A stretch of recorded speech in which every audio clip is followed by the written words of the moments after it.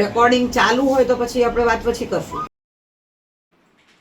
Bhavnagar Sir T હોસ્પિટલના તંત્રએ જો બેદરકારી રોકી હોત તો આજે પત્રકારોને વિડીયો ઉતારતા રોકવા ન પડત અને 22 વર્ષના નિર્દોષ યુવાનને જીવ ગુમાવવો ન પડત. ભાવનગર સરટી હોસ્પિટલના સ્ટાફે ચાલુ સારવારે વેન્ટિલેટર હટાવી લેતા એક યુવકનું મોત થયા હોવાના પરિવારે ગંભીર આક્ષેપ કર્યા છે. હોસ્પિટલ સ્ટાફની બેદરકારીના કારણે 22 વર્ષના એક યુવાનનો જીવ ગયો છે અને હવે આ ઘટનાએ હોસ્પિટલના તંત્ર સામે અનેક સવાલ ઊભા કર્યા છે. શું છે સમગ્ર મામલો, વિગતે વાત કરીએ આ અહેવાલમાં. નમસ્કાર, હું છું આસિફ કાદરી અને સ્વમાન સાથે તમારું સ્વાગત છે. અમરેલી જિલ્લાના રાજુલા તાલુકાના ડુંગર ગામના 22 વર્ષીય નીરજ વ્યાસ સુરતથી પોતાના વતન પરત ફરી રહ્યા હતા. આ દરમિયાન ધોલેરા નજીક તેમની બાઇક ટ્રક સાથે અકસ્માત નડતા માથાના ભાગે ગંભીર ઇજાઓ પહોંચી હતી. ત્યારબાદ તેમને સારવાર માટે ભાવનગરની સરકારી હોસ્પિટલમાં ખસેડવામાં આવ્યા હતા, જ્યાં પરિવારજનોના જણાવ્યા મુજબ નીરજની સારવાર ચાલી રહી હતી. તેઓ વેન્ટિલેટર સપોર્ટ પર હતા, પરંતુ આજે સવારે હોસ્પિટલમાં બનેલી એક ઘટનાને લઈને પરિવારજનોએ ગંભીર આક્ષેપ કર્યા છે. પરિવારનો આરોપ છે કે નર્સ દ્વારા વેન્ટિલેટર હટાવી લેવામાં આવતા દર્દીની સ્થિતિ વધુ ગંભીર બની હતી અને ત્યારબાદ તેનું મોત થયું હતું. પરિવારજનોનો દાવો છે કે આ ઘટનામાં હોસ્પિટલ સ્ટાફની બેદરકારી જવાબદાર છે. પરિવારજનો શું કહી રહ્યા છે એ સાંભળી લો. ધોલેરા અને ભાવનગર વચ્ચે એક્સિડન્ટ જોતો અને એને વાગ્યું હતું. તો અહીંયા ભાવનગરની સરટી હોસ્પિટલમાં આઈસીયુ વોર્ડ નંબર 8માં એને દાખલ કર્યો અને પછી આ 4 દિવસ થઈ ગયા. 4 દિવસ થયા ત્યારે પછી આજે કાર્ડિયોગ્રામ કાઢવા આવ્યા કોઈ ડૉક્ટર એના સ્ટાફના. એમાં કાર્ડિયોગ્રામ કાઢતા એણે કરવા વખતે વેન્ટિલેટર કાઢી લીધું નળી અને વેન્ટિલેટર છૂટું કરી દીધું અને પછી સિનિયર ડૉક્ટર હતા એ વિઝિટ રૂટીન ચેકઅપ માટે નીકળ્યા એટલે એણે પછી કોઈ બીજા ડૉક્ટરે એમ કીધું કે આવી જાય એમ. તો એ એમને કરીને નીકળી ગઈ ત્યાંથી એ ડૉક્ટર. એ નીકળી ગઈ એટલે અને પછી તે બધા ખાટલે ફરી અને પછી અમારે બાજુ આવ્યું એટલે હું આ બહાર ઊભી હતી, મને બહાર મોકલી દીધી. બહાર ઊભી હતી એટલે ડૉક્ટર આવતા હતા એટલે હું અંદર ગઈ તરત. તો ત્યાં ડૉક્ટર આવ્યા એટલે મને એને પૂછ્યું, ડૉક્ટરની નજર ગઈ કે આ કોણે કાઢ્યું, આ કેમ કાઢી રાખ્યું છે? મેં કીધું મને ખબર નહીં, મેં નથી કાઢ્યું એમ. તો મેં જે બેને કાઢ્યું હતું એને આમ ઈશારો કરીને બતાવ્યા કે આણે એમ. તો ડૉક્ટરે તરત હાથ ઉગામીને ખીજાણા કે આવા ડફોળ સિનિયર ડૉક્ટરે બીજા કોઈ સિનિયર ડૉક્ટરને જ કીધું કે તમે આવા ડફોળને કેમ રાખો છો અને ઘર ભેગા કરી દો બધાને, એવું એ ખીજાઈને કીધું ને મને એ ખબર પડી. અને પછી મેં ડૉક્ટરને પાછું કીધું કાર્ડિયોગ્રામ વાળીને કે આ તમારી ભૂલથી થયું ને. તો પછી કંઈક બીજા બધા એવું મને કીધું કે અમારે તમને જાણ કરવી જોઈએ વેન્ટિલેટર કાઢતી વખતે, પણ અમે તમને જાણ ન કરી, એ અમારી ભૂલ, એવું બધું કર્યું. પણ એ ડૉક્ટર તો ભાગી ગઈ તરત સીધી, નજરે જ ન ચડી. બ્લેક એનો યુનિફોર્મ હતો એટલે એ કાર્ડિયોગ્રામ વાળા એ ડૉક્ટર જ જશે, એનું નામ તો હું જોઈએ ઓળખી જાઉં તરત, પણ એ વહી ગઈ તરત. અમને યોગ્ય ન્યાય મળે, આવી ભૂલો થાય એને યોગ્ય શિક્ષા મળે, સમજ્યા? આવા બધા ડફોળિયાઓ બધા દવાખાના ખોલીને બેસી જાય પછી અને આવા બધાના જીવ લે અને પાછા બધા સ્ટાફ બધા એનો પક્ષ તાણી અને એને છાવરે છે.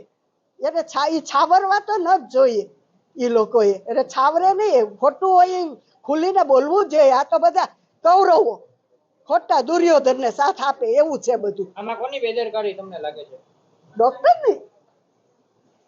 અત્યારે બેન ક્યાં છે? એ ક્યાં છે? કેમ ખબર પડે? ખબર નહીં ને કઈ. એ તો ક્યાંક વિડીયો આવ્યા ને એટલે ખબર નથી, હાજર નથી, ક્યાંક વયા ગયા. કોઈએ મોકલી દીધા, કોઈ બી હોય એમ, કોઈએ છાવરવા એને મોકલી દીધા કે એને હાથે કે એ કઈ ખબર નહીં, પણ એ અહીંયા નથી અત્યારે. હું જોઉં તો એને ઓળખી જાઉં.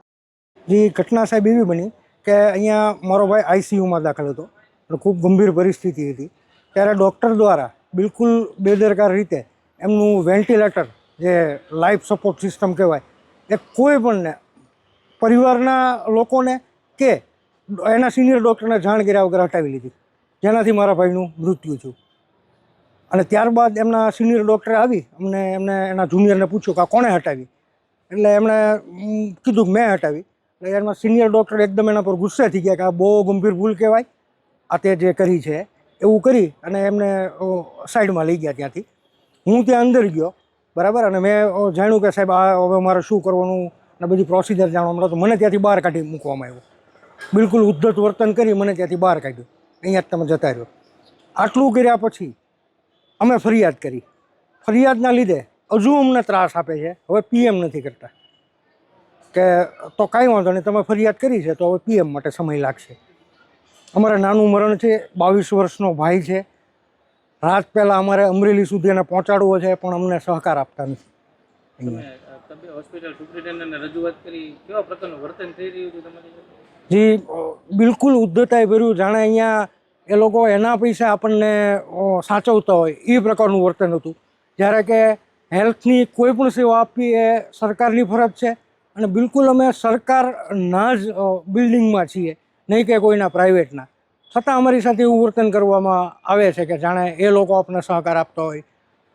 રાત્રે આઈસીયુ વિભાગના તમામ સ્ટાફ સૂતેલો હોય છે.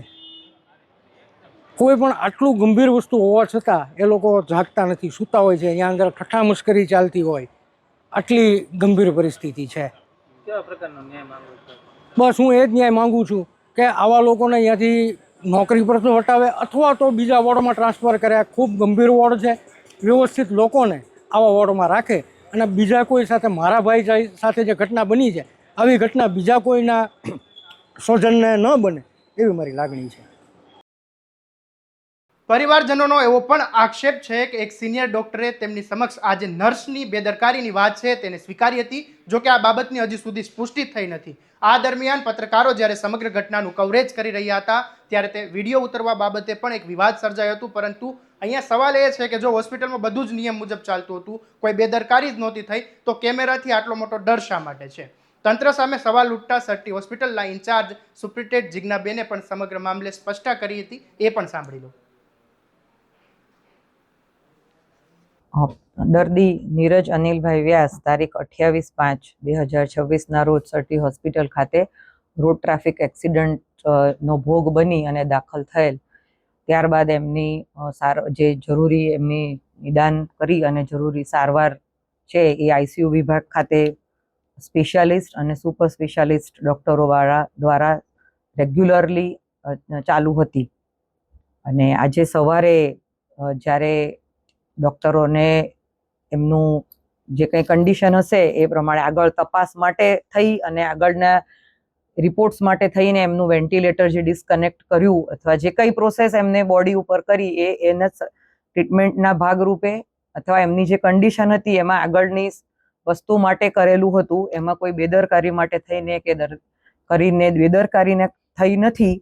જે પેશન્ટની કન્ડિશન પ્રમાણે જે સારવાર આપવાની હતી એના જ ભાગરૂપે જે પ્રોસેસ થઈ હતી પેશન્ટ ઉપર વેન્ટિલેટરની સાથે એ થયેલી હતી.